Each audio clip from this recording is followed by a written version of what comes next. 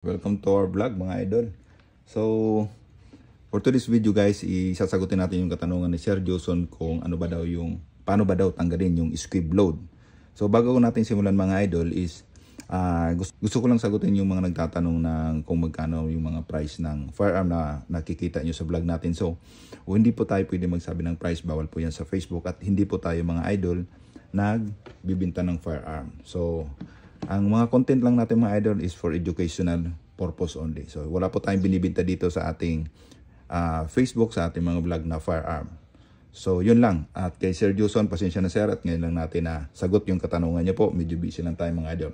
So yun, simulan na natin mga idol. Paano ba daw tanggalin yung squib load? Yung squib load mga lod, sa mga hindi nakakaalam, yung pagbara ng tingga. Ito dito sa kanyang barrel, nagbara.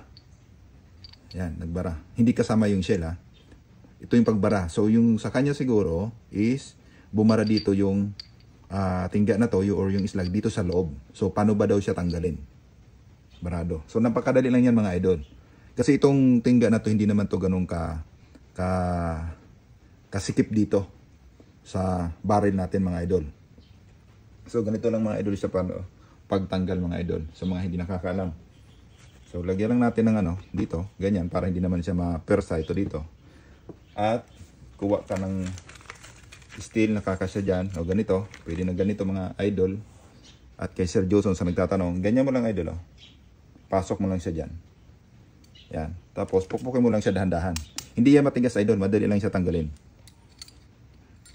Yan, para matanggal yung bumara na islag o tingga ng bala. Yan, patong mo lang siya dyan, tapos dahan-dahanin mo lang siya idol, pukpukin. So yun. So sa mga hindi nakakaalam mga idol, para may idea kayo, isa yan sa pinaka-delikado na squib load na minsan lang din yan mangyari sa mga puputok o sa may-ari ng mga gun owner na pumuputok. So, pag nagkaroon tayo ng squib load mga idol, so huwag nyo nang pilitin pumutok o wag na nyo nang kasahin at iputok ulit. Kasi sumasabog po ito mga idol. Kasi yan pag may barayan dyan mga idol at pinutok mo ulit, pag pinutok mo ulit mga idol, pag kinasa mo siya, baka inisip nyo is ordinaryong lang siya jam. So hindi po siya ganun mga idol pag squib load. Iba ang tunog niya, ganito ang tunog niya mga idol pag squib load. Yes. If this... Yan. Pag gumanyan siya mga idol, is kailangan nyo i-release yung magazine. I-release ang magazine and then tanggalin nyo yung kalasin nyo. At silipin yung mga idol kung squib load niya siya or bumara nga yung islag niya. So, pag kinasan nyo kasi yung mga idol, sa mga hindi nakakaalam, tatalsik itong islag niya. At tatalsik itong case niya. Ito. So, ang pumutok lang naman mga idol is yung primer lang ang pumuputok nun.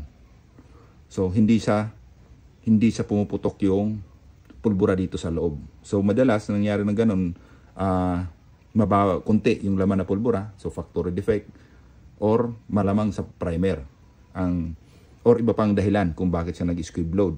So hindi siya totally sumasabog yung pulbura niya, kaya hanggang dito lang siya mga idol umaabot yung kanyang islag. So pag ganun mga idol nangyari yun, wag nyo na po siyang pipiliton iputok, kalasin nyo na mga idol.